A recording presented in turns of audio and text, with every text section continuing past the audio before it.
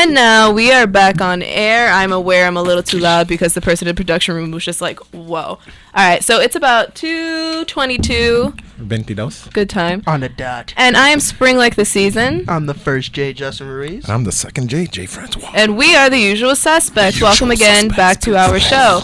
Jay, take it away with more news. Let's see what's happening. I wanted to go off before we got on break was you mentioned the Nigerian couldn't get into the college in Texas.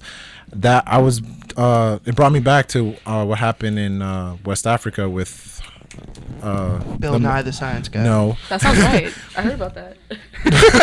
I was like, wait, what? I was like, I knew. Is he okay? No. So you know how a lot of family members or people lost a lot of family members and whatnot. It's already increasing. There's 4,500 people and counting. It's still going up. And I was watching a video on BBC of all the family members talking about their fathers. Like 2 sons were left by their father because he passed away. And it's sad. I almost cried while I was watching this. And then what else did they mention? Oh, there's one woman which caught my attention because we were talking about the Nigerian guy. She lost her friends. Like, not literally. Like, they ostracized her because they're like, oh yeah, your husband died. That means you have Ebola and we don't want to be with you. And they would even talk to her on the phone. And I was just like, wow, that's so sad. That's so sad. A kid was saying, I lost 5 of my family members. I was like, I almost cried. Like, I was sitting That's there so this morning, got off bed and watched it. I was like, wow.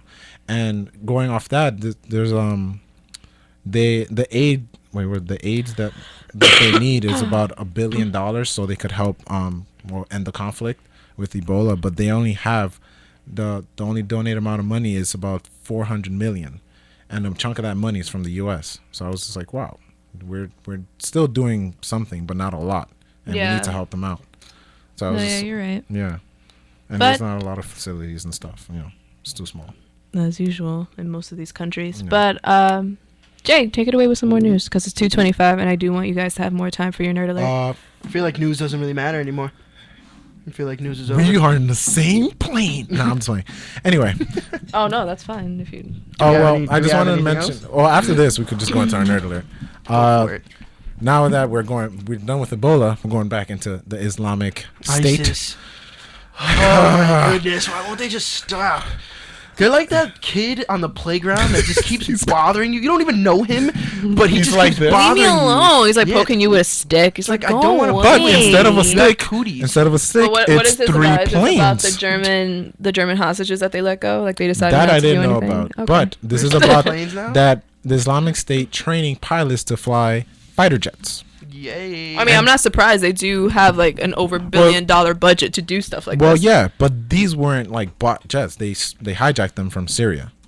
Is anyone surprised? Well, no, not really. I'm but not this surprised. is still news. And you know what's crazy? Still, the United States government is very hesitant about training Syrians to fight them, which I could understand why, because Syria isn't exactly like our bestest friends in the world. But if they're hijacking our so you think planes, America's like, hey, let's be friends for today and look at the future. We might be best of friends. Yes, especially with times of need. Yeah, of course. America, bestest friends. We do this all the time with anything that.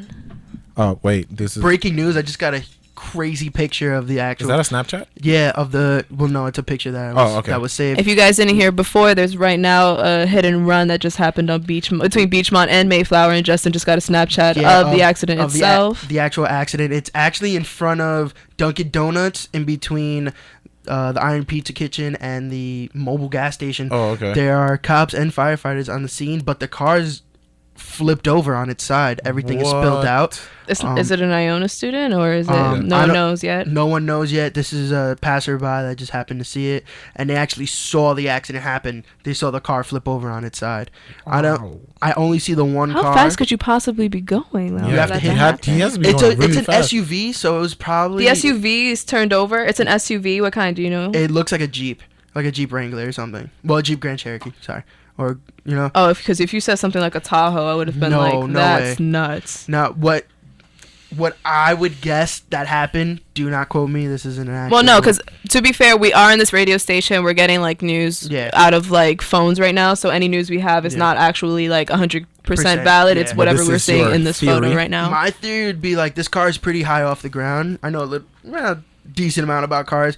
I would think that it was probably a sedan that was low to the floor, going really fast, and hit it from the back and got it to flip over on its side. It looks like it's on its left side right now, so it definitely had to hit it on its right side to flip it over. That's crazy. Insane. Yeah. I hope anyone who was involved in that accident is completely okay. Yeah, I hope everything's fine. Cops are and there. no one was hit, like, because if it flipped over, I could only imagine if someone was walking by. And it's the driver's side that's on the floor, so I'm hoping that's that insane. no one was injured in this.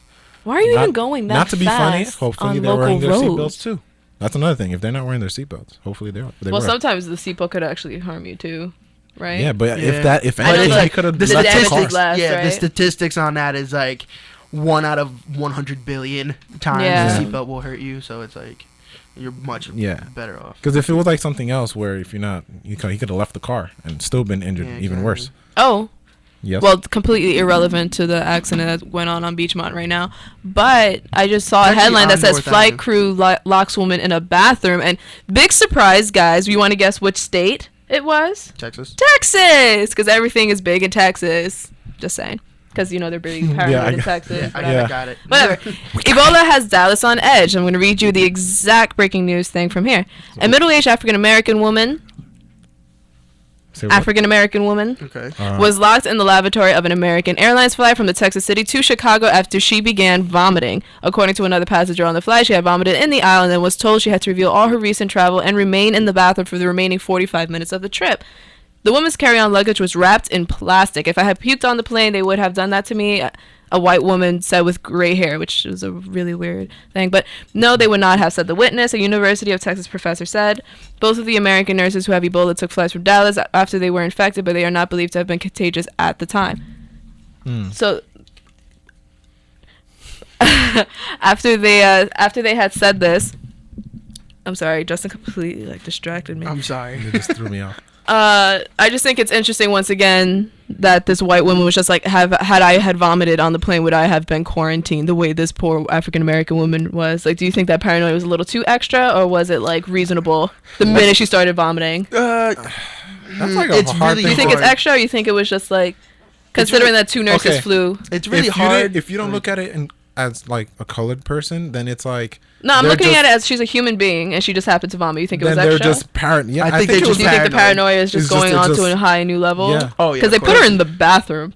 I mean, think about it. It's Texas. There's a lot of cases have been popping up over there, so I feel like the paranoia is. It's reasonable. It's reasonable. The paranoia is reasonable, but the action is justified. Then I don't think they I mean, they're just. Because I literally pictured her picking her up and traveling her into the bathroom, throwing her. Did not happen. I know that's an over exaggeration, but if you're picturing it like that, I could see then that would be exaggerating. But I didn't think. And she had to say all her recent travel and remain in the bathroom, so she had to tell them exactly where she was before she boarded this flight. I mean, so what if she was from I don't know, Boston? No Nigerian ties, no West African ties, and they were still no, you know what? You're African American, you still may have to go. And they also said African American. It's not like she's traveling from West Africa. Yeah, she's going Dallas to Chicago. If they didn't let her go after that, then it's now it's 45 minutes. It's a race thing. Yeah, then it would have been a race right? thing. Because they're just oh, now you're African American, and if they said that, it's really. It's a bit extra. I understand you guys are paranoid. That's understandable, but keeping her after, then it's all right. Yes, exactly. We survived swine flu. I think we'll be okay. Ooh, and bird flu. I feel like that was completely different. It is a completely different thing. No, but it's always hyped up. And a lot of people Ebola is still a serious thing. It is extremely serious, like any kind of disease. But the way people are acting, it's just we learned in our STL class that viruses and bacteria is obviously different. You could tell, but. Ebola, the swine flu. He just told me something we learned from class. Yeah. I'm looking at him like, what? Yeah, she gives me this face, and I really. She's like, we went to class. We went to class for this? No. But honestly though, it's we survived the swine flu. There's the bird flu, and what was it? Mad cow disease. Mad cow disease. It's H1N1, staph. Yeah. All this has been within the last decade. So. HIV, AIDS, HPV. But we talked. I think we talked about this a while too. STIs. I feel like I'm sweating so much. STL 145. Wow. Anyway, a couple shows ago that we spoke about that I think I brought up to you guys that AIDS is dropping also. Yeah. Yes, you did mention that. Yeah, because the awareness on it has been so ridiculous in the last 20 years. That's a good thing, but there's still no cure, obviously. But Magic Johnson is still kicking. So. Well, yeah, that's HIV. One of my That's what I meant, HIV and AIDS. Or you just meant AIDS HIV. There's vaccines and stuff that prevents it, and he's ridiculously rich, so he can afford all that type of. I don't know if my teacher in high school is correct in that, but he was saying that because did he take steroids? Because I don't know. Who, Magic Johnson? Yeah, because I feel like he was telling me that he took steroids because he's big. He's a big guy, and that he took so much that. I think it suppressed HIV or something. But like it's still they couldn't find anything. But he was telling me this word of mouth, so I don't mean I believe him. Crazy factoid, really quick, is that he actually gave blood about 3 years ago or 2 years ago. He gave blood and it was like a big deal. It was like Magic Johnson giving blood, and it's like, dude, this guy had like HIV. Yeah. Isn't that awesome? Unless that was completely sarcastic. Unless the blood is for HIV patients, which would make sense. But then it's like that's something. I mean, I don't know, because I'm pretty sure those with HIV could still take regular blood. Yeah, that's what I'm saying. But their blood would just create it into HIV again. Depending on not to sound weird. Unless it's blood type, I agree with you. But unless it's a blood type thing, I don't know. Either he should never have been donated. I don't know. How long has he known that he's had HIV? He's had it since like the 80s. Oh, and 6 years ago, he was just like. I'm sorry. You can't actually see me. Yeah, you gotta explain what you're doing.